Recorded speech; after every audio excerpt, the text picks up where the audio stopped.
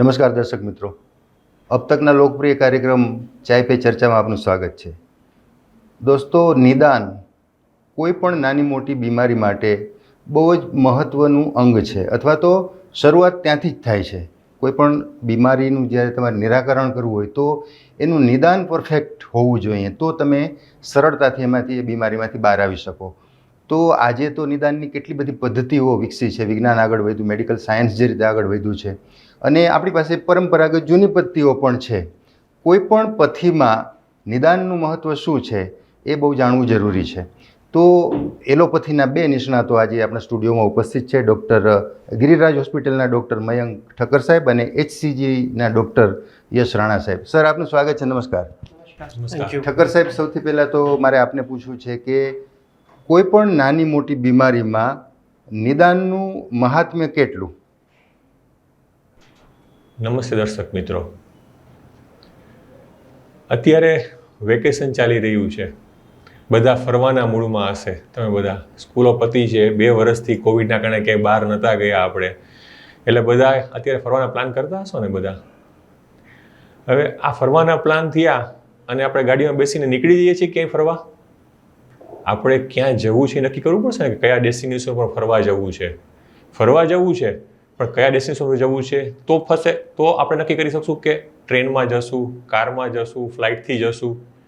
તો આ નિદાનની બી એવી જ વસ્તુ છે. આજે આપણને બીમારી આવી અને આપ ડૉક્ટર સુધી પહોંચ્યા, પણ એ ડૉક્ટરે તમારું નિદાન કરવું પડશે. એ નિદાન થશે તો ખબર પડશે કે આની સારવાર શું છે, કેટલો સમય લાગશે, ક્યારે રિઝલ્ટ મળશે, કેટલું રિઝલ્ટ મળશે. તો જેમ આપણે અત્યારના વેકેશનના એક્ઝામ્પલથી લઈએ કે ફરવા જવું છે તો ક્યાં જવું છે તો નક્કી થઈ શકશું કે કેટલા દિવસ માટે જવું પડશે, કઈ રીતે જવું પડશે. નિદાનનું બી એવું છે. આપણા શરીરમાં રોગ આવ્યો છે તેનું નિદાન જવું જરૂરી છે. નિદાન વગર આપણે સારવાર કરશું તો કેટલું રિઝલ્ટ મળ્યું છે, કેટલું રિઝલ્ટ ક્યારે મળશે અને કેટલું કયા સમયથી મળશે, આ બધું જ આપણને ખ્યાલ આવે. એટલે કોઈ બી રોગની સારવાર શરૂ કરતા વખતે નિદાન કરવું એ ખૂબ જરૂરી છે પહેલાં, અને એના બેઝ ઉપર સારવાર કરવી જરૂરી છે. રાણા સાહેબ, લોકો આજથી 50 વર્ષ પહેલાં જે લોકો ઉંમરલાયક છે એ લોકો વિચાર કરે કે વર્ષો પહેલાં કોઈ સુવિધા નહોતી ત્યારે નિદાન પરફેક્ટ થતું હતું. લોકોનો આ ખ્યાલ છે. આજે એટલા બધા સાધનો વધ્યા, એની વચ્ચે પણ ક્યાંક હજી લોકોને સતત મનમાં શંકા રહે છે કે આ નિદાન બરાબર છે કે નહીં. બીજો અભિપ્રાય લે છે, ત્રીજો અભિપ્રાય લે છે. તો બે જે સમયના ગાળા છે, 50 વર્ષ પહેલાંનો કે 75 વર્ષ પહેલાંનો ને આજનો સમયગાળો, સુવિધા વચ્ચેનો, બેમાં શું તફાવત છે?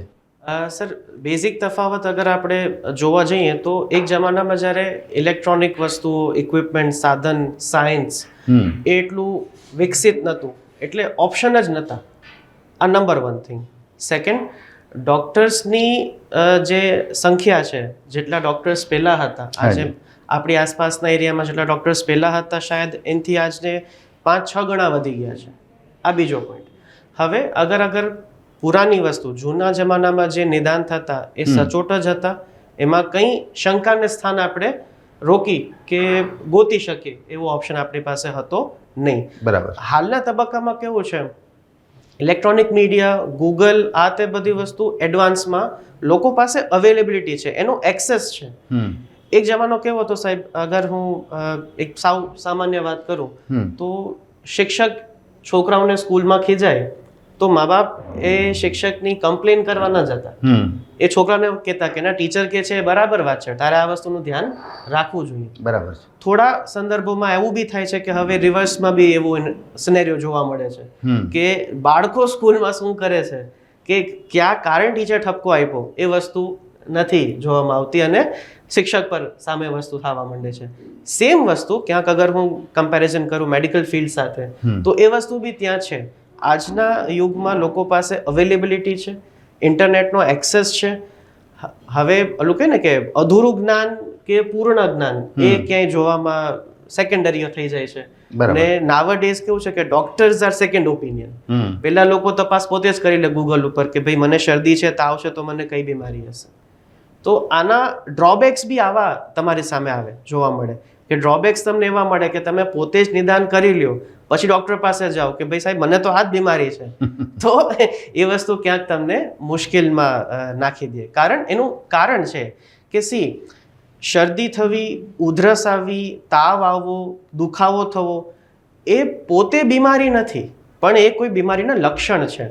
તાવ આવે છે તો શું કામ તાવ આવે છે, કેટલા દિવસ તાવ આવ્યો, કેટલા દિવસથી છે, આ બધી વસ્તુની એવું એક મારું છે કહેવાનું બધા જ લોકોને કે એની એક વ્યવસ્થિત નોંધ રાખવી. તાવ દિવસમાં કેટલી વખત આવ્યો, કેટલા દિવસથી રેગ્યુલર તમને તાવ આવે છે, આ તાવ તમે આવ્યો તો તમે તાવ માપ્યો કે ખાલી હાથ લગાડીને તમને ગરમ લાગે છે એવું છે, કે થર્મોમીટરથી જે આપણે જૂના જમાનામાં બગલમાં થર્મોમીટર મૂકીએ અને એ રીતે તપાસ કરીએ, એ હજી હાલની તરીકે અમે ડૉક્ટર્સ એવું માનીએ છીએ કે એ પરફેક્ટ તમારું ટેમ્પરેચર બોડીનું તમને કહી શકે. ઇન્ફ્રારેડ ગનથી માપવા કરતાં બગલમાં મૂકીને માપવું એ હજી સારું. પણ આ કોવિડ ટાઈમ્સમાં જે ચેપી રોગ હતો ને આપણે એક જ ઇન્સ્ટ્રુમેન્ટ 10 જણામાં કે 15 જણામાં ન વાપરી શકીએ, એટલા માટે ઇન્ફ્રારેડ ગનનો ઉપયોગ થયો હતો. બટ સ્ટીલ વી પ્રિફર કે thermometer is the basic thing, કે તમે કેટલો તાવ આવ્યો કેટલો નહીં એ પ્રોપર તમે માપી શકો. તો સોર્ટ ઓફ એવું છે. તમારા જે સવાલનો ક્વેશ્ચન હતો કે ભાઈ જૂનું સારું પરફેક્ટ કે અત્યારનું સારું કે પરફેક્ટ, હા સારી બધી જ વસ્તુ છે. પહેલાંય પરફેક્શન હતું, આજેય પરફેક્શન છે. પહેલાં લોકો પાસે ઓપ્શન નહોતા, આજે લોકો પાસે ઓપ્શન ઘણા છે. શાયદ એવું થાય કે હા ભાઈ તમારા જે મનના શંકાનો સમાધાન તમને એક જગ્યાએ નથી થયો તો તમે 10 જગ્યાએ, 2 જગ્યાએ, 12 જગ્યાએ જ્યાં તમારા શંકાનું સમાધાન થશે ત્યાં તમને વધારે મજા આવશે. ઠક્કર સાહેબ, લોકો જેમ સાહેબે વાત કરી કે પોતાની રીતે જ નક્કી કરી લેતા હોય છે, ગૂગલ ઉપર જોઈ લેતા હોય છે કે મને આ તકલીફ છે, દવાના નામે શોધી લેતા હોય છે, અને સેલ્ફ મેડિકેશન ખાસ કરીને અત્યારે બહુ મોટી સમસ્યા છે. તો પોતાની રીતે નિદાન કરવું, પોતાની રીતે દવા નક્કી કરી લેવી, મેડિકલ સ્ટોરમાંથી લઈ આવવી, આ કેટલે અંશે વાજબી છે? રાણા સાહેબે જેમ કીધું એમ કે ઘણું અધૂરું નોલેજ રિસ્કી હોય છે. હું આગલા ક્વેશ્ચનના સંદર્ભમાં જે વાત કરું હજી બી બરોબર, અને આને સાથે જોડીએ તો જૂના જમાનામાં એવું હતું કે ત્યારે રોગ આઈડેન્ટિફિકેશન ઓછું હતું. તમે જોશો તો તમારા વડીલોને, દાદાઓને ગણીને 15-20 રોગનું નિદાન આવતું હતું ફરી ફરીને. બરાબર. ત્યારે આટલા બધા રોગ આઈડેન્ટિફાઈ નહોતા થયા. ત્યારે આપણું આયુષ્ય જ આટલું નહોતું. તમે ડેટા જુઓ, હવે તો આપણે ડેટાના જમાનામાં છીએ. ગૂગલના કારણે અને ઇન્ટરનેટના કારણે આપણે એટલું બધી ઇન્ફોર્મેશન અવેલેબલ છે. આજે તમે તમારા દાદાને કે પપ્પાને જોશો તો એમની પાસે કેટલી ઇન્ફોર્મેશન હતી. છાપું વાંચતા તો થોડી ખબર પડતી હતી. આજે આખા વર્લ્ડનું નોલેજ આપણી પાસે હાથમાં છે. તો એમ એવું બી થઈ રહ્યું છે કે ત્યારની એવરેજ એજ આપણા વડીલોની જુઓ ને તો 60, 65, 67 થઈ. અત્યારે એવરેજ એજ 85 વર્ષે પહોંચી ગઈ છે. તો આજે 20 વર્ષ 18થી 20 વર્ષ એડ થયા તો એમાં નવા નવા રોગો જોવા મળ્યા. સાયન્સ જેમ આગળ વધતું તેમ નવા રોગોના નિદાન થવા માંડ્યા. પહેલાં કેવું કહેતા હતા કે હૃદય છે, હૃદયનો એટેક આવ્યો છે અને એક્સપાયર્ડ થઈ ગયા. આપણે માનતા હતા કે સચોટ નિદાન થઈ ગયું કે હૃદયના એક્સપાયર્ડ થઈ ગયા. હવે એ હૃદયમાં 50 રોગ આઈડેન્ટિફાઈ થઈ ગયા છે કે હૃદય રોગનો હુમલો જ છે, પણ નળી બંધ થવાના કારણે છે, કંડક્શન સિસ્ટમ બંધ થવાના કારણે છે, વાલ ઇસ્યુઝના કારણે છે, વાલમાં બી 4 વાલ છે, કયા વાલના ઇસ્યુના કારણે છે. તો if you see there is a lot many new diseases are coming up with the age વધવાના કારણે અને નિદાન થવાના કારણે, સાયન્સ આગળ વધવાના કારણે. હવે આટલી બધી વસ્તુઓ હોય ત્યારે આપણે ગૂગલ ઉપરથી કે નેટ ઉપરથી કોઈ નિદાન લઈએ. આજે આપણે શું કરતા હોય છે, કોપી કરતા હોય છે. કોવિડમાં મેં ખાસ જોયું, તમે બધાએ બી કર્યું જ છે કોવિડમાં. કોઈ ના નહીં પાડી શકે કે ઓલાને પૂછે કે તે કઈ દવા લીધી, મેં દવા લીધી તો હું એ દવા લઈ લઉં, અથવા પ્રિસ્ક્રિપ્શન મગાવી લઈએ. પણ આજે તાસીરને સમજવી જરૂરી છે. રોગ સેમ જ છે, કોવિડ જ છે બરોબર. અને એ કોવિડમાં તમે પોતે હવે તો ખ્યાલ જ છે બધાને બરોબર, આ 2 વર્ષના એક્સપિરિયન્સ પછી કે 80% લોકોને એમને મટી ગયો હતો. આજે ઘણા ફાંકા મારતા હોય છે મને કાંઈ નથી થયું બરોબર, આપણે તો ખૈરા છીએ. પણ તમે 80%માં છો કે જેને કંઈ નથી થવાનું. તમારી તાસીર એ પ્રકારની છે કે તમને એ રોગની ગંભીરતા આવી જ નથી. પછીના 20% છે, એમાંથી 15% એવા છે કે જે ખાલી 2 વાર દવા લેશે અને મટી જવાનું હતું. આજે ડૉક્ટરને મળ્યા છે, ડૉક્ટરે દવા પ્રિસ્ક્રાઇબ કરી આપી બરાબર, અમને મટી ગયું છે. 15% લોકો એવા હતા. 5% લોકો એવા હતા કે જેને એક્સટેન્સિવ દવા લેવી પડી છે. એમાંથી 2.5% દાખલ થવું પડ્યું છે બરાબર, કે જેને આઈસીયુની જરૂર પડી હોય. તો આ રીતના તમે ફિગર જુઓ તો તમને ખ્યાલ આવે. હવે આજે આ બધો ફરક શું કામ સમજાવું છું તમને, કે દરેકની તાસીર પ્રમાણે હોય છે. અને આજે તમે 80%માં સારું થવાનું હતું, તમે ગમે એ દવા લેશો તમને સારું થવાનું જ હતું ભાઈ બરોબર. એમાં દવાએ સારું કર્યું છે એવું નથી. પછી આપણે કે મેં તો દવા મગાવી મને કામ લાગી ગઈ, પણ એવું નથી. અને આજે વર્લ્ડ વાઇડ એ જાહેર થયેલું છે કે પેરાસિટામોલ એક જ દવા લાગુ છે. આજે અહીંયા સિવાય વર્લ્ડમાં બધે લોકોએ પેરાસિટામોલ લીધી છે, 4 દિવસ 5 દિવસ પેરાસિટામોલ લ્યો, તમને કંઈ નવા લક્ષણો દેખાય છે તો જ તમારે ડૉક્ટરને બતાવવાનું હતું. તો આજે એક સિમ્પલ દવા કામ લાગતી હતી. પછી એમાં અલગ અલગ નામ હોય છે. આજે ઇન્ડિયામાં કેવું છે કે પેરાસિટામોલ આજે ઓછામાં ઓછી મને યાદ છે ત્યાં સુધી 100 ઉપર બ્રાન્ડ તો હું જાણું છું, બરાબર, એથી વધારે બ્રાન્ડ આવે છે. એટલે આપણને એવું થાય કે આ તો નવી દવા સાહેબ આપી, અંદર કન્ટેન્ટ જુઓ તો પેરાસિટામોલ જ છે. તો આજે ખાસ કહેવાનો મતલબ અહીંયા એટલો જ છે કે આજે જે મારી શરૂઆત હતી કે આપણે ક્યાં જવું છે એ ખબર નથી અને ગાડીમાં બેસી જઈએ છીએ તો ક્યાં પહોંચશું આપણે, એમ તમારા રોગનું તમને નિદાન નથી ખબર, તમે ડૉક્ટરને કન્સલ્ટ કરીને નિદાન નથી કરાવ્યું ને આપણે દવા લેવા માંડીએ છીએ, બરાબર, તો આપણને દવા એની મેતે મટવાનું હશે એટલે એવું લાગે છે કે દવાએ કામ કર્યું ને મટી ગયું. પણ જ્યારે આજે નિદાન વગર દવા લઈએ છીએ ત્યારે 100% કામ કરશે એવું નથી હોતું. એ રીતને દવા ન લેવી જોઈએ. દવાઓની સાઈડ ઇફેક્ટ હોય છે. આજે અમે જોઈએ છીએ, આજે લોકો એવું કહે છે કે આયુર્વેદિક અને હોમિયોપેથીની સાઈડ ઇફેક્ટ નથી. અમે કિડનીના, લીવરના એટલા બધા કેસ જોઈએ છીએ. દરેક વસ્તુની સાઈડ ઇફેક્ટ હોય છે. આપણે રોટલી વધારે ખાઈ લઈએ ને તો આપણને ઉલટી થાય છે. 3 રોટલી ખાતો હોય અને 5 રોટલી ખાઈ લ્યો, ઉલટી થાય છે કે નહીં આજે? અને કેટલા પેશન્ટ એવા જોઈએ છે તમે કે જેને દૂધની એલર્જી હોય છે. What is that? Milk allergy એટલે એની સાઈડ ઇફેક્ટ થઈ. તો આજે એમ દવાઓની વધારે માત્રામાં લેવાય જાય તો સાઈડ ઇફેક્ટ કરે જ છે. તો એમને દવાઓ કોઈને સમજ્યા વગર, પૂછ્યા વગર ના લેવી જોઈએ.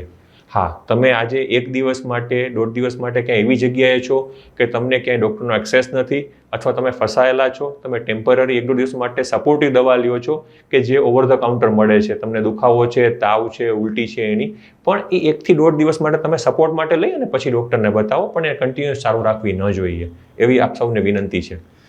રાણા સાહેબ, લોકોના મનમાં હજી કેટલા બધા સાચા ખોટા ખ્યાલો છે, ભ્રમ છે કે સ્પેશિયલાઇઝેશન વધતું જાય છે, આજે વિજ્ઞાન વધ્યું છે આગળ, પણ એમ પરફેક્શન વધ્યું નથી, લોકો એમ માને છે. ઓકે, હું જે વાત કરું છું લોકોના પ્રતિનિધિ તરીકે હું આ પ્રશ્ન પૂછું છું કે પરફેક્શન વધ્યું નથી, સ્પેશિયલાઇઝેશન વધ્યું પણ પરફેક્શન એટલું વધ્યું નથી. એના કરતાં લોકો 75 વર્ષ પહેલાં એમ કે આમ તરત જ સાજા થઈ જતા હતા, અત્યારે એના કરતાં પરફેક્શન ઓછું છે. આ વાત કેટલી સાચી? સર, આ વાતમાં ફરીથી હું એક વાત એ જ કહું છું કે લોકોની ખુદની એક માનસિકતા હોય છે કે ભાઈ મને આ જ ગોળી લઉં તો જ મને સારું લાગે, મને પીળી ગોળી લઉં તો જ મને સારું લાગે, લાલ ગોળી લઉં તો જ સારું લાગે.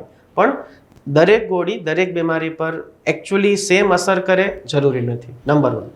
નંબર 2, અગર આપણે સાહેબે જેમ તાવની વાત કરી તો તાવની ગોળી, જે લોકોની સાહેબે તાસીરની વાત કરી, એ બધા ઉપર તાવની ગોળી એક જ અસર કરશે જરૂરી નથી. શાયદ 99% લોકો પર એક અસર કરે, પણ ક્યાંક જે લોકોને એ ગોળી સૂટ ન કરતી હોય એને આડઅસર બી આવે, ન આવે એવું નથી. અગર અમે સામાન્ય બહુ નાનું ઉદાહરણ આપું તો કે બદામનું ઉદાહરણ આપું તો કે એક બદામ છે એ સાહેબ જમે, હું જમું, ને એ જ બદામ છે એ શાયદ સાહેબ જમે બીજા, રાઈટ? તો હવે એ બદામથી મને શાયદ ડાયરિયા થઈ જશે, મને નથી પચતી, મને સૂટ નથી થતી. બીજા ભાઈ છે સાથે તમે જઈમાં તો શાયદ તમારામાં તાકાત આવી ગઈ, ઘોડા જેવા થઈ ગયા, એકદમ સરસ, તમને સ્ફૂર્તિ લાગવા માંડી. ને ત્રીજા સાહેબને શાયદ એ દવાથી કે બદામથી કંઈ ફરક જ ન પડ્યો, જેવો ગઈકાલ હતું એવી જ એમની માટે આજ છે કે એવી જ આવતીકાલ છે. તો ત્યાં એ બદામનો વાંક નથી. એ બદામ જેને લીધી, દવા જેને લીધી, એની સાથે એ માણસની તાસીરનો પણ રોલ હોય છે. આ એક વસ્તુ હતી, રાઈટ? જી હા, ઠક્કર સાહેબ, આજે આપણી પાસે એટલા બધા સાધનો છે કે નાની મોટી વાતમાં તરત જ આપણે એક્સરે કરાવી શકીએ છીએ, બ્લડ રિપોર્ટ્સ તો સાવ નોર્મલ વસ્તુ થઈ ગઈ છે, MRI, સોનોગ્રાફી, તો એટલી બધું સ્પેશિયલાઇઝેશન છે, એટલી બધી સુવિધા છે. તો લોકો હજી એમ માને છે કે ક્યાં 50 વર્ષ પહેલાં MRI હતો, 50 વર્ષ પહેલાં આટલા રિપોર્ટ કરતા હતા, છતાંય લોકો તો જીવતા જ હતા, હેલ્ધી હતા. તો આજે આટલું બધું વધ્યું છે તો લોકો ઉલટાને વધુ પીડાય છે. આ માન્યતા કેટલી સાચી છે? મારા આગલા ક્વેશ્ચનમાં આનો આન્સર હતો જ કે તમે આજે જે જમાનાની વાત કરો છો ત્યારની એવરેજ લાઈફ જોઈ લ્યો, તમારી આજુબાજુના, તમારા દાદાને પૂછજો કે એની આજુબાજુના એવા કેટલા લોકો હતા કે જેણે 80-85 વર્ષ ક્રોસ કર્યા હોય. આજની તારીખે 103 વર્ષવાળા 100 આપે છે પણ એ રૈડા ખૈડા છે. તમે સ્ટેટિસ્ટિક્સ જુઓ ને તો તમને ખ્યાલ આવે, બરાબર, કે આજે એ સંખ્યાઓ 50 વર્ષ પહેલાં, બરાબર, ઘણી ઓછી હતી. આપણે આંગળીના વેઢે ગણી શકાય એવા લોકો 80 વર્ષ 85 વર્ષ ક્રોસ કરતા હતા. હરતા ફરતા રહેતા હતા, એ બધાની વસ્તુ સાચી છે, પણ અત્યારે એ એજના, આજે જ મેં સવારે હું એક પેશન્ટને મળીને આવ્યો, આજે 81 યર્સના હતા, બરોબર, તમને હજી એવું લાગે કે 60 કે 62 વર્ષના છે, 81 યર્સે દોડતા છે. તો આવા કેટલા બધા લોકોને હું જોઈ રહ્યો છું. મેં ફરી કીધું એમ, બરોબર, કે જેમ તમારી એજ વધે છે એમ નવા રોગો તમને મળે છે. ત્યારે એજ જ નહોતી તો એ નવા રોગ જોયા જ નથી કે જે તમને આજે પેરાલિસિસના એટલા કેસો હતા, કારણ કે ત્યારે આજે ડાયરિયાના કારણે, મેલેરિયાના કારણે, બરાબર, હૃદયરોગના કારણે, બરાબર, લોકો એક્સપાયર થઈ જતા હતા. હવે આજે એને એક એજ ક્રોસ કરી, 65 વર્ષને ક્રોસ કર્યા, 70 ને 75 વર્ષ આવ્યા તો કેન્સર જોવા મળ્યું ને. આજે એજ ક્રોસ કરતા કેન્સર ક્યાંથી જોવા મળે? તો જેમ અને મેં પહેલાં કીધું એમ, બરાબર, કે ત્યારે એવું માનતા હતા આપણે કે હૃદયરોગના કારણે એક્સપાયર થઈ ગયું. આજે મને ત્યારે વાલની બીમારી છે, કન્ડક્શન સિસ્ટમની બીમારી છે, આવું હૃદયની અંદર પાછા પેટા વિભાગ, એવું ક્યાં નિદાન કરતા હતા? આજે મને યાદ છે ટોલિયા સાહેબ, આજે હું જ્યારે ભણતો હતો 12મા ધોરણમાં, અને ત્યારે ટોલિયા સાહેબ હતા મોટી ટાંકી ચોકમાં, હૃદયના સ્પેશિયાલિસ્ટ ગણાતા, બરાબર. દરેક કેસમાં એવું હતું. ત્યારે અમારા 2 કેસ, મારા કાકા હતા અને બીજા, કે હૃદયરોગનો હુમલો આવીને થઈ ગયું. હવે આજે એમના છોકરાઓમાં મેં નિદાન કરી ત્યારે ખબર પડી કે એમને કન્ડક્શન સિસ્ટમ બીમારી હતી, પણ ત્યારે એ સિસ્ટમ જ નહોતી. આજે મારા ટોલિયા સાહેબનો વાંક છે એવું નથી કહેતો, એને નિદાન બરોબર જ કર્યું હતું, હૃદયના કારણે એક્સપાયર થયા છે, પણ હૃદયની અંદર નળી સિવાય, લોહીની નળી સિવાય કન્ડક્શન સિસ્ટમ આવે, વાલ આવે, જે મેં તમને આગળ કીધું એમ, પછી એની બહારનું આવરણ આવે જેમાં પાણી ભરાવાના કારણે હૃદયરોગનો હુમલો થઈ શકે.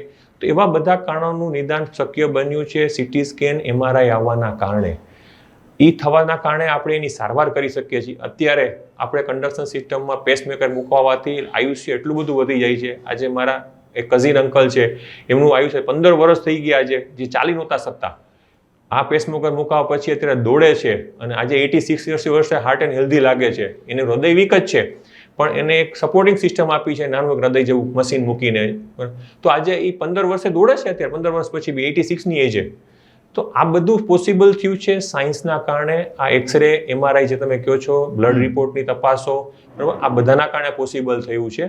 અને જેમ ઉંમર વધવાની છે તો એમ ક્રિપલિંગ ડિસીઝ, ખાટલામાં પકડાઈ જેવા રોગ વધવાના છે. તો એના કારણે આપણે લાગતું હોય કે કોઈ ક્યાંક રીબાઈ છે, પણ સામે એટલા જ લોકો હાર્ટ એન્ડ હેલ્ધી થઈને હરે ફરે છે, એ બી જોવું જોઈએ. હું ના નથી પાડતો કે લોકો આજે કેન્સરના નિદાન થવાના કારણે રીબાતા હોય છે, પણ એ એજે પહોંચ્યા તો ખરા નહીં. લોકો એ એજે પહોંચતા જ નહોતા. પેરાલિસિસના કારણે બેડમાં આવી ગયા છે, બરોબર, સાંધા પકડાઈ જવાના કારણે આવ્યા છે, પણ એ એજે પહોંચ્યા છે તો એ રોગ જોવા મળે છે. સામે એટલા જ લોકો હરતા ફરતા રહે છે આ મોટી ઉંમરે બી, એ બી જોવાનું છે.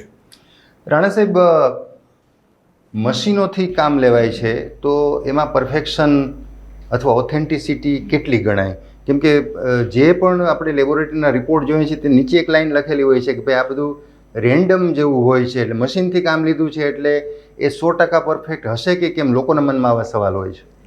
જી, લોકોના મનમાં સવાલ હોય અનડાઉટેબલી, કારણ કે એમાં માણસનો ઇન્વોલ્વમેન્ટ ઓછો છે.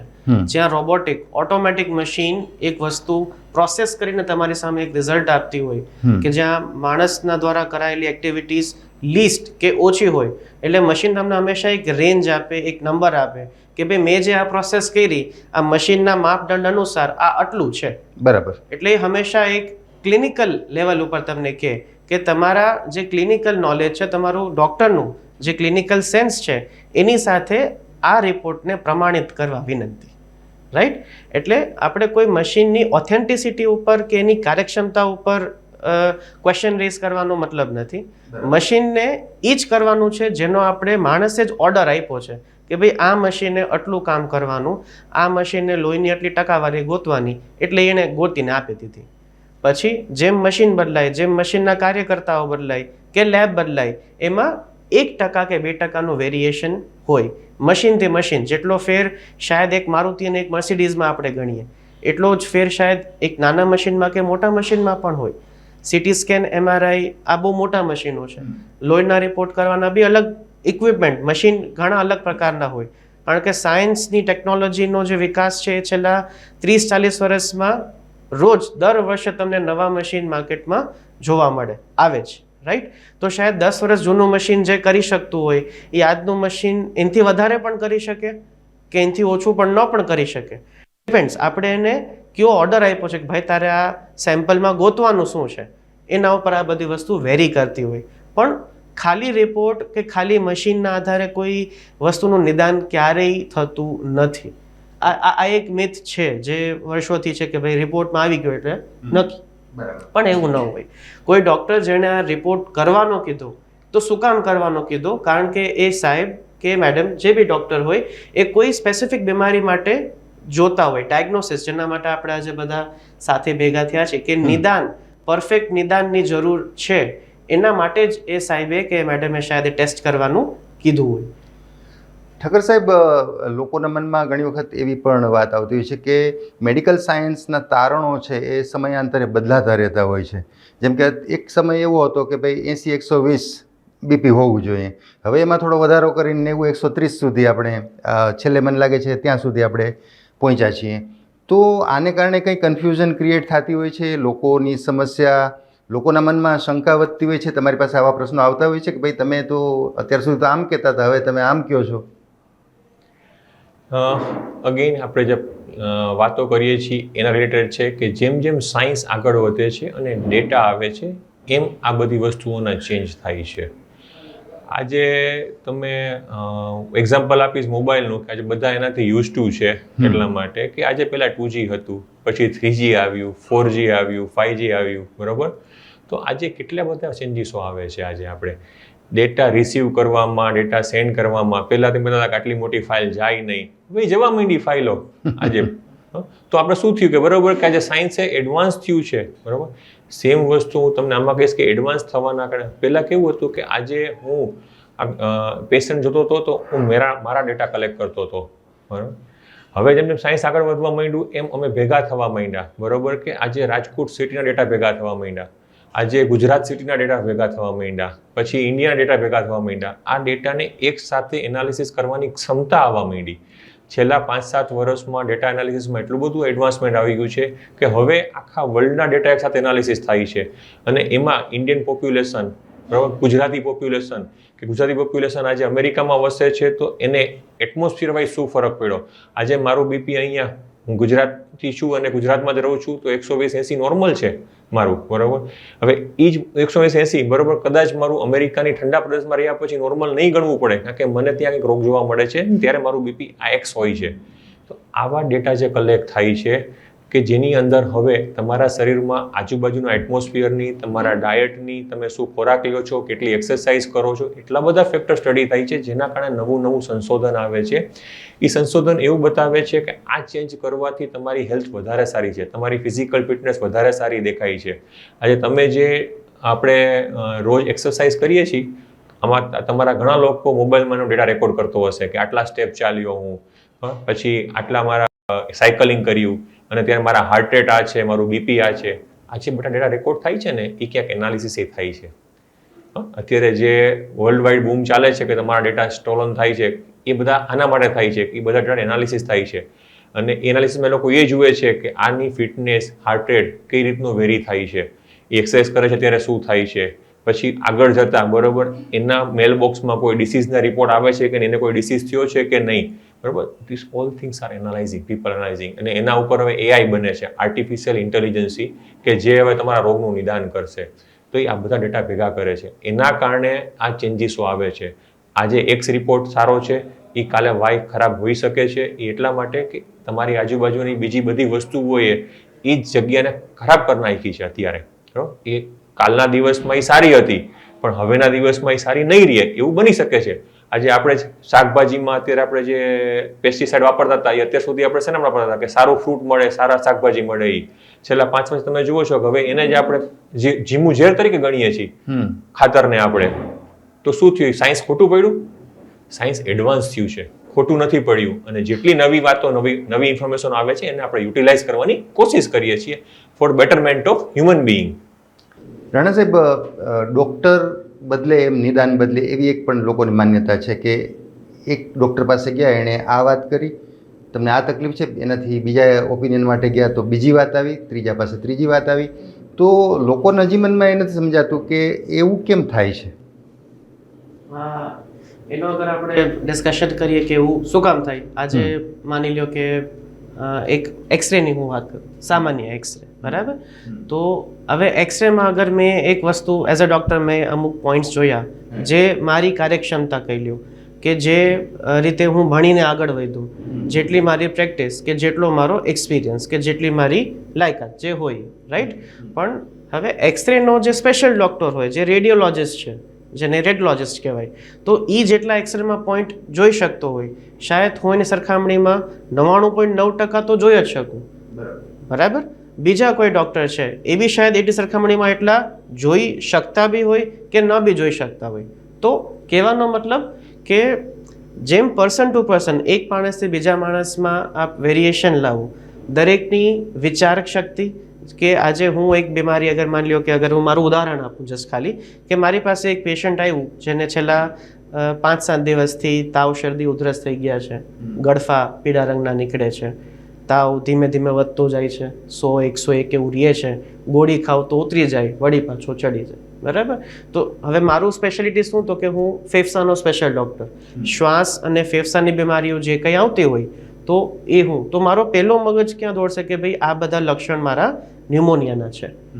અથવા શ્વાસનળીના ઉપરના ભાગમાં કે જેમાં નાક, પાછળનું આપણું સ્વરપેટી જેને કહેવાય, હા, એ બધી વસ્તુના અવયવના રોગના બધા જે અવયવ આવતા હોય ત્યાં કંઈક સોજો આવ્યો છે, ઇન્ફેક્શન લાગી ગયું છે, કોઈ બેક્ટેરિયાએ ઘર કર્યું છે, તો શાયદ મારી પાસે પેશન્ટ આ બધા લક્ષણો લઈને આવે. તો હું પહેલાં એ વિચારું કે ભાઈ આમાંથી કંઈ છે કે નહીં, રાઈટ. માની લો કે કોઈ થર્ડ પર્સન કે કોઈ સેકન્ડ પર્સન પાસે કોઈ પેશન્ટ સેમ પ્રકારના લક્ષણો લઈને ગયું, સ્પેશિયાલિટી અલગ છે, એક્સપિરિયન્સ અલગ છે, શાયદ સાહેબ 50 વર્ષ 70 વર્ષથી બેસતા હશે, તો ક્યાંક એવું બી થશે કે મારો ને એમનો જે રોગનું નિદાન છે એ એક જ નીકળે. મને લાગ્યું કે ન્યુમોનિયા છે, એમને લાગ્યું ન્યુમોનિયા છે, બરાબર. અથવા કાર્યક્ષમતા મુજબ કે મારી વિચારસરણી મુજબ મને એ બી વસ્તુ લાગી કે ના, ન્યુમોનિયા તો છે જ, પણ શાયદ આ ન્યુમોનિયા બેક્ટેરિયાથી પણ થઈ શકે, ફંગસથી પણ થઈ શકે, વાયરસથી પણ થઈ શકે. અથવા અમુક ન્યુમોનિયા એવા થતા હોય કે જેમાં કોઈ ચેપી રોગ જવાબદાર નથી, પણ ફેફસામાં અમુક કણને કારણે સોજો ઉત્પન્ન થતો હોય, તો ત્યાં શાયદ હું એમ કહું કે આ ઇન્ફેક્શન નથી સાહેબ, આ સોજો છે, અને સોજો શું કામ ડેવલપ થાય છે એ કારણ આપણે ગોતવું જોઈએ. તો જે પેશન્ટ માટે કેવું થાય કે અગર હું પેશન્ટની સાઈડથી આ વસ્તુ જોઉં તો એ તમને મળવા આવ્યો, તમે કીધું ન્યુમોનિયા છે, મને મળવા આવ્યો, મેં કીધું ન્યુમોનિયા છે, સાહેબને મળવા ગયો, એમણે કીધું ન્યુમોનિયા છે, પણ તમે એમ કીધું કે બેક્ટેરિયાથી છે, હું કહું ફંગસથી છે, સાહેબ કે વાયરસથી છે. આ સોર્ટ ઓફ એવી વાત છે કે શંકાનું સમાધાન કરવું તો કોઈ એક જગ્યાએ વ્યવસ્થિત તમે બીમારીને સમજો, તમે તમારા રોગને સમજો. આજે બધા દર્શક મિત્રો કહું કે બધા લોકો માટે મારી સાઈડથી એક બહુ સીધી એડવાઇસ છે કે કોઈ પણ બીમારી તમને થઈ, ચાહે તમને શુગર છે, ડાયાબિટીસ આપણે કહીએ કે બ્લડ પ્રેશર છે, તો તમે એ પહેલાં બીમારીને સમજો. ન્યુમોનિયા હું કહું તો તમે ન્યુમોનિયાને પહેલાં સમજો કે ન્યુમોનિયા કેટલા પ્રકારનો હોઈ શકે, ફંગસથી થઈ શકે, બેક્ટેરિયા થઈ શકે, વાયરસથી થઈ શકે. ડાયાબિટીસને લઈએ તો ડાયાબિટીસ બી અલગ અલગ પ્રકારનું હોય, 2 અલગ પ્રકારનું કે અલગ અલગ એના ટાઈપ આવે. એ બીમારીને પહેલાં સમજો કે ભાઈ આ પ્રકારની બીમારીથી હું પીડાઉં છું, તો મને આ દવાઓથી સારું થશે કે આના જે કોઈ સ્પેશિયલ ડૉક્ટર છે ત્યાંથી મને વધારે સારું માર્ગદર્શન મળશે. કોઈ એક પેશન્ટ છે, એક ડૉક્ટર પાસે ગયા, સેકન્ડ અભિપ્રાય માટે બીજા ડૉક્ટર પાસે ગયા, ત્રીજા પાસે ગયા, તો લોકોના મનમાં એવું હોય છે કે જે આગલા ડૉક્ટરે જે અભિપ્રાય આપ્યો છે પછીના ડૉક્ટર ત્યાંથી શરૂ કરે છે. એવું હોય છે કે પછીના ડૉક્ટર છે એ એકડો ઘૂંટતા હોય છે. આજે જ્યારે તમે સેકન્ડ ઓપિનિયન માટે આવો છો, હું મારા જ એક્સપિરિયન્સની વાત કરીશ, તો ત્યારે અમારી જવાબદારી બધાની વધી જાય છે. એટલે આજે એ જેમ રાણા સાહેબે આગળ કીધું એમ કે એ ડૉક્ટરના સ્વભાવ, એના એક્સપિરિયન્સ આમાં ઘણો ભાગ ભજવતો હોય છે. પણ યુઝ્યુઅલી અમે રૂટીન સારા ડૉક્ટરની વાત કરીએ તો એવું થતું હોય છે કે અમે આજે પેશન્ટના લક્ષણો અને એના થયેલા રિપોર્ટ આ બંનેને મેચ કરતા હોઈએ છીએ. અને એ મેચ કર્યા પછી અમને એવું લાગતું હોય કે હવે આમાં અમુક રિપોર્ટોની જરૂર છે અથવા અમુક રિપોર્ટ રિપીટ કરવાની જરૂર છે, ત્યારે કરાવતા હોઈએ છીએ. એટલે આમ જોઈએ તો અમે પહેલેથી શરૂ કરતા હોઈએ છીએ, પણ પહેલેથી શરૂ કરવામાં બધા જ રિપોર્ટ ફરીથી નથી કરાવતા. પેશન્ટનું, કારણ કે આજે એ સેકન્ડ ઓપિનિયન માટે ક્યારે આવ્યો છે કે જ્યારે એને આગલા ડૉક્ટરના નિદાન ઉપર વિશ્વાસ નથી. બરાબર, આજે એ સમજવું બહુ જરૂરી છે કે ક્યારે આવ્યો છે. તો વિશ્વાસ નથી તો મારે એનું નિદાન કરવાનું છે. હા, આજે અમે એ ગભરાશું નહીં કે નિદાન સેમ ને સેમ આવશે તો તો અમે કહીએ જ છીએ બરોબર કે ભાઈ આ નિદાન તારું જ આગળ કરેલું છે, નિદાન બરોબર છે, આમાં કંઈ આગળ જરૂર નથી. હું હજી અહીંયા આવતો ત્યાં રસ્તામાં મને એક ડૉક્ટરનો ફોન હતો, ડૉક્ટરનો જ, કે આજે એક્સ હોસ્પિટલમાં દાખલ છે અને આ આપ્યા છે. હવે ડૉક્ટરે ત્યાં કીધું છે કે આ નિદાન છે અને આની અંદર તમારી પોસિબિલિટી 1-2% છે, 98% નથી. એટલે તરત શું કરે કે સાહેબ અમે તો ના પાડે છે ડૉક્ટર અમને. મને ફોન આવ્યો, રિપોર્ટ્સ મોકલ્યા, રિપોર્ટ જોઈને મેં એ જ કીધું કે ભાઈ જે એણે કીધું છે એ બરોબર નિદાન છે, આમાં તું પેશન્ટને લઈ આવ, પણ મારું નિદાન 99% જ રહેશે, કારણ કે મેં એની પાસે હિસ્ટ્રી સમજી અને રિપોર્ટ જોયા. તો આજે પહેલી વસ્તુ કે આજે જ્યારે આપણે નિદાન ઘણીવાર થઈ ગયું છે તો એ નિદાન આપણને એક્સેપ્ટ નથી કરતા હોતા, ત્યારે સેકન્ડ ઓપિનિયન માટે આવતા હોય છે, અથવા નિદાનમાં વિશ્વાસ નથી હોતો, સારું નથી થતું ત્યારે આવતા હોય છે. તો અમે ત્યારે એ વસ્તુને સમજવાની કોશિશ કરીએ છીએ કે એની હિસ્ટ્રી શું છે, રિપોર્ટ શું છે, આ બંને મેચ કર્યા પછી અમારું નિદાન આપતા હોય છે. નિદાન સેમય હોઈ શકે છે કે જરાક ફરક હોઈ શકે છે. હવે આમાં જે મેઇન ક્વેશ્ચન છે કે રિપોર્ટ રિપીટ ક્યારે કરતા હોઈએ, તો આજે એ સમજવું જરૂરી છે. મેં જેમ આગળ એક્ઝામ્પલ આપ્યું એમ કે આજે તમારો મોબાઈલ પહેલાં 2G હતો, પછી 3G થયો, અત્યારે 5G થઈ ગયો, તો એની આજે જે સ્પીડ છે, જે ક્વોલિટી છે, એમાં આપને ફરક દેખાય છે. સેમ વસ્તુ છે કે આજે મશીને જ રિપોર્ટ કર્યો હોય છે, પણ એ મશીન ઘણીવાર જૂનું હોય, એના પર થયું હોય, અને હવેના મશીનમાં થોડીક વધારે ઇન્ફોર્મેશન મળી શકતી હોય તો અમે કરાવતા હોઈએ છીએ. સિમ્પલ એક્ઝામ્પલ MRIનું આપવું હોય છે, MRIની ચર્ચા થઈ હતી એના પરથી, કે આજે બરાબર પહેલાં 1 ટેસ્લા MRI આવતું, 1.5 આવ્યું, ને અત્યારે 3 ટેસ્લા MRI આવી ગયું છે. તો આજે 3 ટેસ્લા અને 1.5માં આપણે પિક્ચરનું મેગાપિક્સલમાં કેવું ફરક હોય કે આજે આપણે પહેલાં બરાબર 2 મેગાપિક્સલનો પિક્ચર જોતા હતા અને હવે આપણે 25 મેગાપિક્સલનું પિક્ચર જોઈએ છીએ, તો કેટલો ફરક છે. તમે એને એનલાર્જ કરો તો પિક્સલ તૂટતા નથી, તમને ક્લેરિટી મળે છે. તો સેમ ક્લેરિટી જૂના MRIમાં એટલી નહોતી, હવેનામાં આવે છે. એ ક્લેરિટીના કારણે અમે નાની નાની વસ્તુઓ જોઈ શકીએ છીએ. તો સામથી મિલીમીટરમાં જે રોગ હોય, પહેલાં કેવું હતું કે જૂના MRI 1 સેન્ટીમીટરનું લીઝન હોય ને તો પકડી શકતા હતા. હવેના 3 ટેસ્લા આવ્યું તો 0.5 સેન્ટીમીટરનું લીઝને, 5 મિલીમીટરનું લીઝને પકડી શકે છે. અને 7 ટેસ્લા બોમ્બેમાં આવી ગયા છે તો એ તો 1 મિલીમીટરનું લીઝને પકડી શકે છે. તો આ ડિફરન્સ છે. આવા ડિફરન્સ માટે સેમ વે બ્લડમાં એવું છે કે પહેલાં 3 પાર્ટ CBC આવતું હતું, તો એની અંદર ખાલી WBC જોતું હતું. હવે પ્લેટલીટ જુએ છે, પ્લેટલીટની અંદરની એબ્નોર્માલિટી જુએ છે, જેને 5 પાર્ટ મશીન કહેવાય છે. તો એ અમુક વસ્તુઓની વેલ્યુઝ માટે અમે રિપીટ રિપોર્ટ કરાવતા હોઈએ છીએ, એવું બનતું હોય છે. અને ક્યાંક એવું થતું હોય છે કે તમારો રિપોર્ટ 3 દિવસ પહેલાં થયો હોય, 4 દિવસ પહેલાં થયો હોય, એ 3-4 દિવસમાં તમારા રોગે આગળ વધ્યું હોય, તો એ લેવલ કેટલું આગળ વધ્યું છે એ સમજવું જરૂરી હોય છે. તો એમાં ડિફરન્સ કેટલો પડ્યો એ માટે ફરી રિપોર્ટ કરાવતા હોઈએ છીએ. આ રીતના અમે ફરી રિપોર્ટ કરાવતા હોઈએ છીએ. એવું નથી કે આગલા રિપોર્ટ ઉપર વિશ્વાસ નથી, બરાબર, એવું નથી કે આગલા ડૉક્ટરે ખોટું જ કીધું છે તમને, પણ તમારી સિચ્યુએશન શું છે, કેટલા દિવસ પછી તમે સેકન્ડ ઓપિનિયન લીધો છે, આ બધો ભાગ ભજવતું હોય છે. રાણા સાહેબ, લોકો બહુ ડીપલી જે તમે વાત કરો છો એ એટલું બધું લોકોને બહુ ખબર નથી હોતી, એટલે ઘણી વખત કહે છે કે MD પાસે ગયા હતા, પણ સ્પેશિયાલિટી બ્રાન્ચીસ જે છે, તો MD તો છે ના, પેટના, ચામડીના, આ તે કેટલી બધી બ્રાન્ચીસ છે. તો લોકોએ હવે એ સમય આવી ગયો છે કે આ બધું જાણવું પડશે? બિલકુલ એ સમય આજે તો આવી જ ગયો છે કે આપણે કોરોના કાળ બધાએ જોયો, પણ આની પહેલાંય આવી ગયો હતો. હું તો બહુ આ વસ્તુ માટે એવું નથી કહેતો કે લોકોએ આ વસ્તુને અવગણના કરે કે આમાં કંઈ ફરક નથી. ના, જે માણસ આજે, હું મારું એક્ઝામ્પલ નહીં આપું, નખર એવું લાગશે કે હું શાયદ મારા વખાણ એક્સ્ટ્રા કરું છું, બટ અગર આજે એક માણસે એક્સપિરિયન્સ લીધો કોઈ એક અવયવને ભણવા માટે કમસે કમ 5 થી 8 વર્ષનું, અને બીજો માણસે એક્સપિરિયન્સ લીધો ભણ્યા એ 10 અવયવ ભણ્યા કે 12 અવયવ ભણ્યા કે બીજા 15 અવયવ ભણ્યા, તો શાયદ જેણે 8 વર્ષ એક જ જગ્યાએ મહેનત કરી એ 2% કે એક વસ્તુ એવી નવી એમાં એને જોવા મળે કે શાયદ જે 10-12 જે વસ્તુ જોતા હોય એને શાયદ એમાં ન બી મળે. બરાબર. હા, આઈ એમ નોટ સેઇંગ કે ભાઈ, એવું નથી કહેતો કે ભાઈ જનરલ પ્રેક્ટિસમાં કોઈને કંઈ પ્રોબ્લેમ છે. ના, they are very good. A base છે. અગર અમે પહેલાં 12 અવયવ ન જોયા હોય તો અમને એક અવયવની જે સ્પેશિયાલિટી છે એનો શાયદ એટલો એક્સપિરિયન્સ કે એટલું નોલેજ ભેગું ન થાય. 12 અવયવ બધાએ જોયા છે, પણ એ 12 અવયવ જોયા પછી કે 15 અવયવ જોયા પછી આગળ અમે એક અવયવને હજી એક્સ્ટ્રા જોયો છે, એના માટે અમે 6-8 વર્ષ થોડી એક્સ્ટ્રા મહેનત કરી છે. તો શાયદ એ આમ જનતા માટે કે જે પેશન્ટ છે, જે દર્દી છે, એના માટે શાયદ એ કંઈક એવી નવી બીમારી અમે ગોતી શકીએ કે જે આજના જમાનામાં ઇઝીલી જોવા નથી મળતી, પકડાતી નથી, પણ શાયદ એ ટાઈમે પકડાય જાય. તો મારું એ જ કહેવાનું છે દર્શક મિત્રોને કે તમને કઈ જગ્યાની ફેફસામાં, શરીરમાં, ચામડીમાં શું બીમારી છે એ બીમારીનું તમે ઘરગથ્થુ ઈલાજ 100% આપણે પહેલા કર્યું જ હોય, પણ એમાં આપણને ન એટલી જોઈતી રાહત મળે તો જ આપણે એમાં આગળ બીજા ડોક્ટરને દેખાડવા જઈએ. હા, એક મારું એ છે કહેવાનું કે જે પણ તમને લક્ષણ છે, જે બીમારી છે, જે તકલીફ છે, એને તમે વ્યવસ્થિત એક ઓબ્ઝર્વેશનમાં રાખો. અગર આજે હું કોઈને પૂછું કે સાહેબ તાવ ક્યારથી આવે છે, તો સાહેબ બહુ ટાઈમ થઈ ગયો. પણ કેટલો ટાઈમ? 10 દિવસ, 15 દિવસ, 2 મહિના, 4 મહિના, વર્ષ દિવસ, શું? તો કે એમ યાદ નથી, પણ 1.5-2 મહિના થાય ને તો બહુ તાવ આવે છે, તો વચ્ચે વચ્ચે ઉતરી જાય છે. તો કે હા, કોક દી સારું હોય.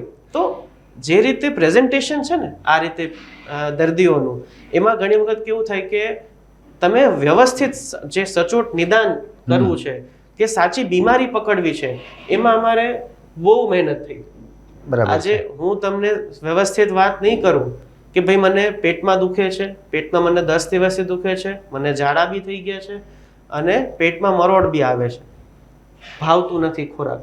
તો આ બધી વસ્તુને જે મેં જે રીતે પ્રેઝન્ટ કરો ને ડૉક્ટર સામે, એ રીતે એના માનસપટમાં કે એના ભણતર મુજબ કે એના એક્સપિરિયન્સ મુજબ એ વસ્તુ સામે આવતી જાય કે હા, આટલી આટલી બીમારી હોઈ શકે, આ હોઈ શકે, આ હોઈ શકે, આ હોઈ શકે. એમાંથી એ તમારું નિદાન કરી શકે કે હા, આ ફલાણા પેશન્ટને આ ફલાણી બીમારી છે. તો એમાં બધી વસ્તુ એકદમ સચોટ જગ્યાએ આપણે પહોંચી શકીએ. જ્યાં સુધી અમને પ્રોપર ડેટા ન મળે પેશન્ટ પાસેથી, ડેટાનો મતલબ કે પોતાના લક્ષણ પેશન્ટ પોતે વ્યવસ્થિત રીતે ન સમજાવી શકે, તો ડૉક્ટરને પણ એમાં ઘણી વખત મૂંઝવણ ઊભી થઈ જાય કે આમાં બીમારી કઈ રીતે ગોતવા જાવી. બરાબર છે, રાઈટ. સર, આપની સાથે વાત કરવાની ખૂબ મજા આવી. આપણી એક સમયની મર્યાદા છે, એટલે સૌથી પહેલાં ઠક્કર સાહેબ અને પછી રાણા સાહેબ, અમારા દર્શકોને નિદાનને લગતો કોઈ એક સીધો ટૂંકો મેસેજ આપી દો. લાસ્ટ ક્વેશ્ચનના સંદર્ભમાં તમને મેસેજ આપીશ. સરે જેમ કીધું એમ, બરાબર, કે અત્યારે સુપર સ્પેશિયાલિટી દરેક અવયવના સ્પેશિયાલિસ્ટ આવી ગયા છે. તો આજે એને સમજવા દરેક સ્પેશિયાલિસ્ટને અને જવું. એના ટૂંકા મેસેજમાં એટલું જ કહીશ કે આજે એક સારો ડૉક્ટર, જનરલ પ્રેક્ટિશનર કે MD તમે એક રાખો. હા, એક ઉપર વિશ્વાસ રાખી અને દરેક ક્વેશ્ચન એને પૂછો, એની પાસે ગાઈડન્સ લ્યો. તમે જે નેટ ઉપર જુઓ છો તો એની સાથે ડિસ્કસ કરો, ડાયરેક્ટ કન્ક્લુઝન ઉપર ન આવો. અને કહો કે આજે તમારો ડૉક્ટર એમ કહે છે કે તમને ફેફસાની તકલીફ લાગે છે, એને પૂછો ફેફસાના સ્પેશિયાલિસ્ટને બતાવી શકીએ, હૃદયનું કહે છે હૃદયના સ્પેશિયાલિસ્ટને બતાવી શકીએ. એક ડૉક્ટર એવું રાખો કે જે તમને બધાનું કમ્બાઈન કરી આપે, ગાઈડ કરી શકે, બરાબર, એવું કહીશ તમને. તો એક ડૉક્ટરને આપણે રાખીએ કે જેના પર આપણને વિશ્વાસ હોય, અને વિશ્વાસ મૂકવો જરૂરી છે. આજે આપણે હસબન્ડ વાઈફના રિલેશનમાં એટલે મેરેજમાં હસબન્ડ પર વિશ્વાસ મૂકીએ છીએ ને આપણે આપણા પેરેન્ટ્સ ઉપર, એક જ ફેમિલીમાં આવી ગયા છીએ તોય આપણે એકબીજા પર વિશ્વાસ મૂકીને કામ કરીએ છીએ. તો સેમ વે વિશ્વાસ મૂકીને કામ કરવાનું છે. દરેક માણસની લિમિટેશન છે. જો આજે આટલા ઇન્ટેલિજન્ટ મશીનો ભૂલ કરતા હોય તો હ્યુમને ક્યાંક એરર કરવાનો છે, પણ એ એરરને પકડીને આપણે એની સાથે ઝઘડો કરીએ કે એને પરેશાન કરીએ એવું ન કરતા આજે વિશ્વાસ રાખીને આગળ વધીએ તે ખૂબ જરૂરી છે. તમે તમારા ડૉક્ટર સાથે જ ટચમાં રહ્યો અને એની સાથે જ ચર્ચા કરી અને કયા સ્પેશિયાલિસ્ટ પાસે જવું છે, કોને મળવું છે, એ રાખશો તો તમે હંમેશા ખુશ રહેશો અને આજે તમને પ્રોપર ગાઈડન્સ મળતું રહેશે. અને એની સાથે આ વર્ષનો જે મેસેજ છે વર્લ્ડનો કે અવર health is our planet health, આપણી આજુબાજુના વાતાવરણને આપણે શુદ્ધ રાખશું તો આપણે શુદ્ધ રહી શકશું, હેલ્ધી રહી શકશું. તો આપણી હેલ્થ ઉપર એ ધ્યાન આપીએ તો બીમારીની નહીં આવે, અને બીમારી નહીં આવે તો નિદાનની જરૂર નહીં પડે. પણ જો જરૂર પડી તો એક એવા ડૉક્ટરને સાથે રાખીએ કે જેની સાથે આપણને સારા સંબંધ હોય અને એની સાથે આપણે ફ્રેન્કલી ચર્ચા કરી શકીએ, એ ખૂબ જરૂરી છે. જી, મારી સાઈડથી હું એક દર્શક મિત્રો માટે 2 મિનિટ થોડી લાંબી લઈશ, રાઈટ. પણ આજનો જે મૂળ ટોપિક હતો, જે વાત હતી આજની કે નિદાન, સચોટ નિદાન કરવાની, જે એના માટે આપણે બધા ભેગા થયા હતા આજે, રાઈટ. પણ આમાં કોઈ એક હાથે તાળી ન વાગે. આજે હું એકલો સચોટ નિદાન કરું કે મને સામે પેશન્ટનો સાથ સહકાર જોઈએ. અગર કોઈ ડૉક્ટરે એમ કીધું છે કે સાહેબ તમે 3 દિવસ આ દવા લ્યો કે 7 દિવસ આ દવા લ્યો અને ફરી આવીને એકવાર દેખાડો કે શું તમને લાગે છે, તો એ બધાએ ફોલો કરવું જોઈએ. દર્શક મિત્રો માટે મારે અત્યારે એક જ સીધી લીટીમાં એક જ સલાહ દેવાની છે કે જેમ સાહેબે કીધું કે હા, તમે એક વિશ્વાસ રાખીને આગળ કામ કરો. હા, અને હું એ જ કહીશ કે એ વાત સાહેબની 100% સાચી. અને સાથે એમાં ઉમેરો એ જ કરવાનો છે કે એક વખત તમારી બીમારીને સમજો કે મને બીમારી શું છે, આ બીમારીનો નેચર કેવું હોય, આના લક્ષણ કેવા હોય અને કઈ રીતે આ બીમારીથી મને રાહત મળી શકે. અગર જ્યાં સુધી તમે પોતાની બીમારીને નહીં સમજો ત્યાં સુધી કોઈ પણ માણસ તમને કોઈ પણ વસ્તુ કહે એ સલાહ લઈને આપણે એકદમ શું કહીએ ને કે માર્ગદર્શન સચોટ મળશે તો સાચી દિશામાં આપણે જશું. માર્ગદર્શન સચોટ નહીં મળે તો આપણે અંધારામાં ખોવાઈ જશું અને હૃદયમાં, મગજમાં, મનમાં શંકા, મૂંઝવણો એ બધી વધતી જશે. તો મારી સલાહ એ છે કે તમે જે માણસને આનું જ્ઞાન છે એની સલાહ માનો, ન કે જેને આનો કોઈ એક્સપિરિયન્સ છે જ નહીં એની સલાહ આપણે માની અને અંધારામાં ભટક્યા કરીએ તો ખોવાઈ જશું. તો દર્શક મિત્રો, નિદાન ઉપર, ડાયોગ્નોસિસ ઉપર આપણે સરસ મજાની ચર્ચા કરી. એ વિષયના બે નિષ્ણાતોએ આપણે ઘણું બધું માર્ગદર્શન આપ્યું અને એમને જે વાતો કરી એમના ઉપર વિશ્વાસ રાખીને એમની જે વાતો છે એમાંથી પ્રેરણા લઈએ, ન કે આપણી રીતે સેલ્ફ મેડિકેશન કરીએ અથવા તો ગૂગલ યુનિવર્સિટીને પૂછીને આગળ વધીએ, એવું ન કરીએ. આજુબાજુવાળાએ કઈ દવા લીધી છે, કેવું નિદાન, એનું શું આવ્યું, મને એના જેવી જ તકલીફ છે, એવું બધું ના વિચારીએ અને જે એક્સપર્ટ્સ કહે છે એ પ્રમાણે આપણે આગળ વધીએ તો મને લાગે છે કે આપણે બહુ મુશ્કેલીનો સામનો નહીં કરવો પડે. ફરી પાછા કોઈ નવા વિષય સાથે, નવા વિષયના નિષ્ણાતો સાથે મુલાકાત કરશું. ત્યાં સુધી રજા આપશો. નમસ્કાર.